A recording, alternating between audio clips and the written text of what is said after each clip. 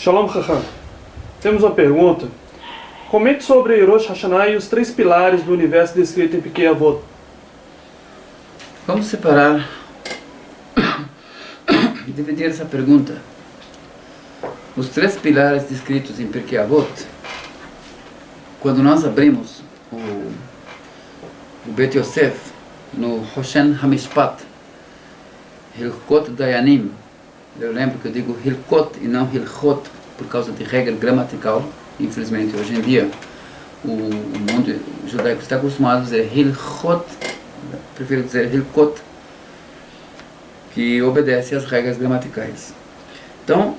Então o Tur começa dizendo o seguinte: Rabban Shimeon ben Gamliel Omer Al Shelosha Devarim Ha'olam Qayam Al Hadin Ve'al Ha'emet Ve'al Ha'shalom.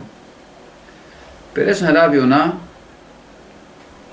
Zichrono Livracha En Perusho Shebishvil Shelosha Devarim El Nibra Ha'olam. Não é o significado que por causa disto é que o mundo foi criado.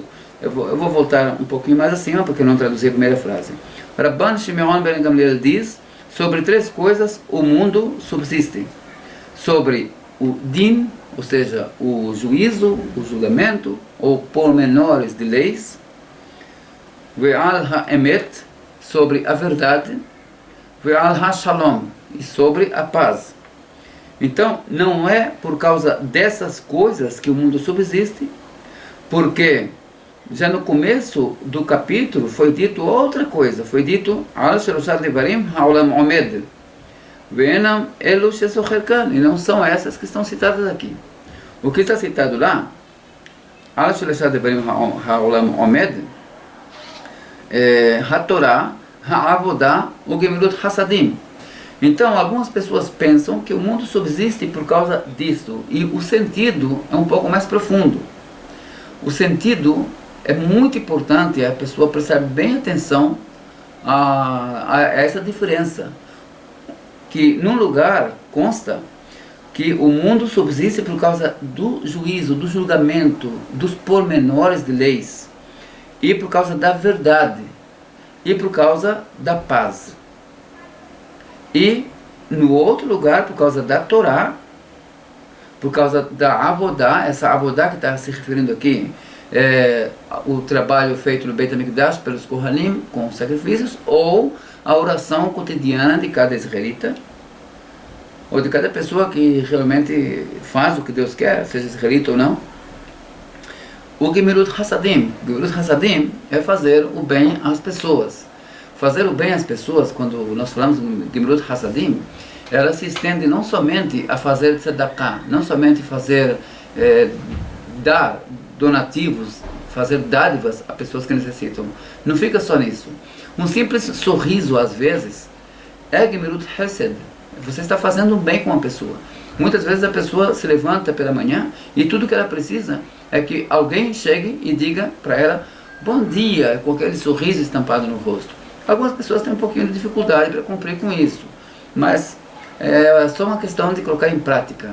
Então, por isso é que nós vemos no Talmud que Rabbi Yohanan, ele era uma pessoa exímia nesse tipo de ação. Ele chegava ao ponto de que nenhum goi, nenhuma pessoa que não era israelita, que nem sequer precisava ser exatamente um conhecido dele, não conseguia saudá-lo antes que ele o fizesse. Ele sempre se adiantava, ou seja, estava sempre cuidando de fazer Gemilut Hasadim, até mesmo em cumprimentar as pessoas antecipadamente, não esperar ser cumprimentado, adiantar-se.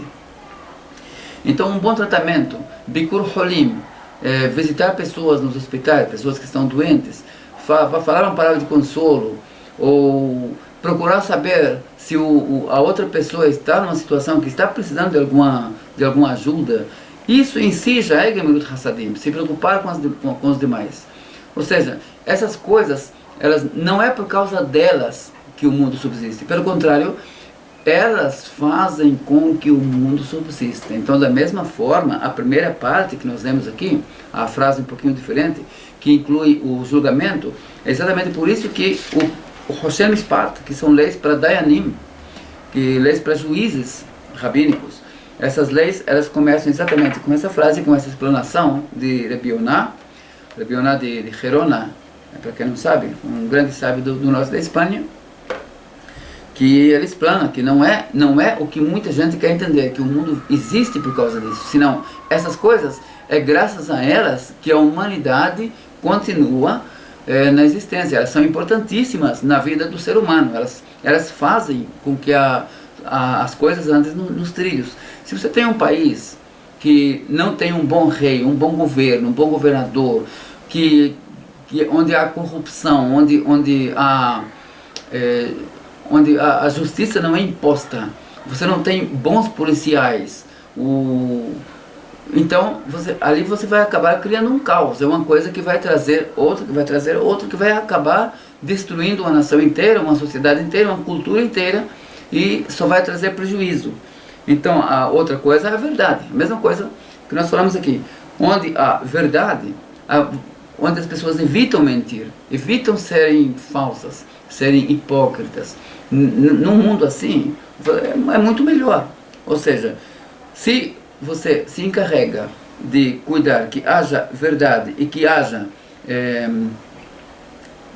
din e que haja paz, promover paz, como diz o Talmud, que era o jeito que Aharon, a Kohen, fazia, que quando ele via duas pessoas que estavam um pouquinho brigadas uma com a outra, ele ia lá e apaziguava, ele chegava para a pessoa: veja, fulano comenta só bem de você, porque você está magoado com ele, porque você não procura se aproximar. E aí ia para o outro e falava a mesma coisa sobre a outra pessoa, e com isso os dois acabavam se encontrando: oh, me desculpe, me perdoe, eu agi mal com você, não entendi. E assim, aproximando as pessoas, você promove um mundo de paz, um mundo de amor, de confiança, de respaldo mútuo, de reciprocidade. E essas coisas fazem com que o mundo seja melhor. Então o mundo subsiste por causa delas. Nessa forma de encarar o que está escrito, que é o que Rabi Yonah de Gerona quer que nós façamos, que nós percebamos.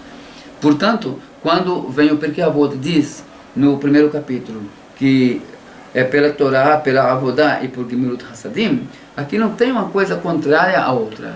Pelo contrário, simplesmente elas se encaixam. São coisas que a sociedade precisa de todas elas.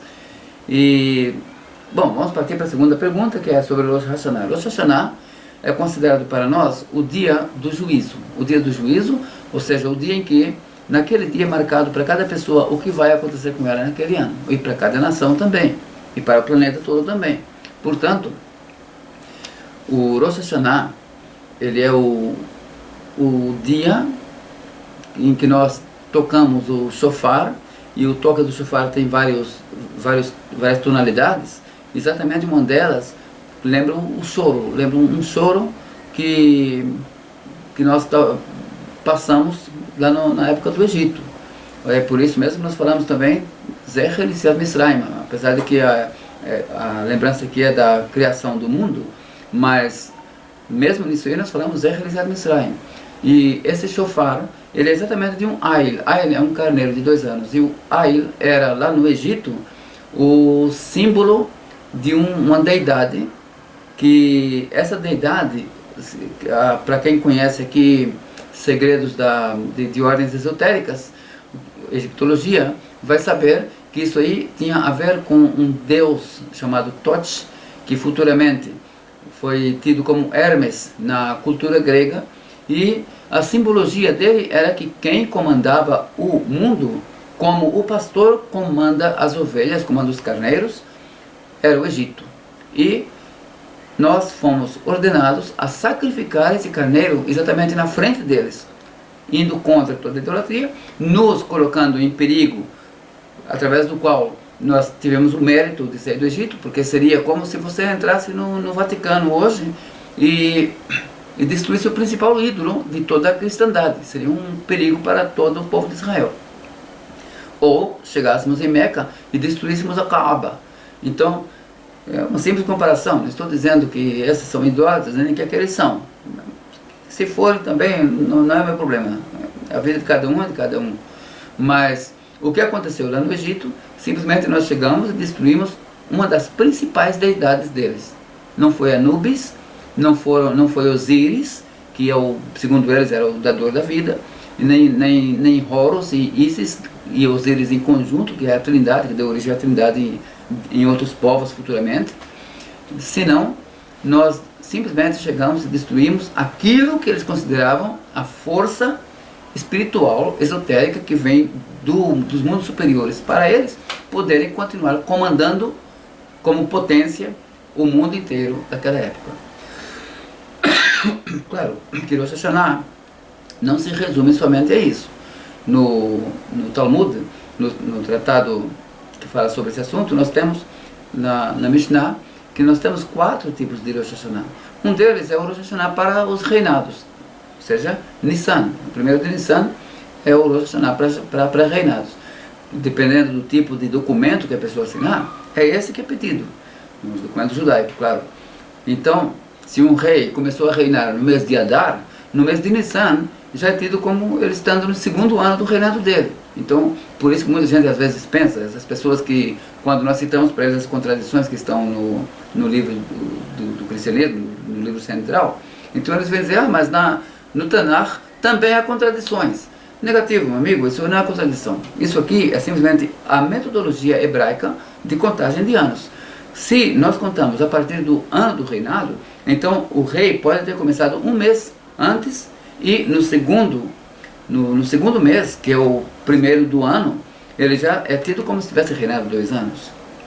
E mesmo se houver alguma contradição lá, o Tanakh para nós não é o que vocês têm como escrituras inspiradas. Para nós é totalmente diferente a forma de ver isso aí. O que nós recebemos e nós somos totalmente obrigados realmente é a Torá.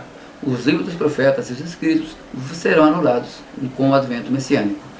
Portanto, nós temos, eu falei sobre os 4 tipos de Rosh Hashanah, então nós temos ainda mais 2 tipos, e eles não são tão importantes para esse assunto, porque a pergunta crucial foi sobre o dia 10 de Tishrei, o dia 1º de Tishrei.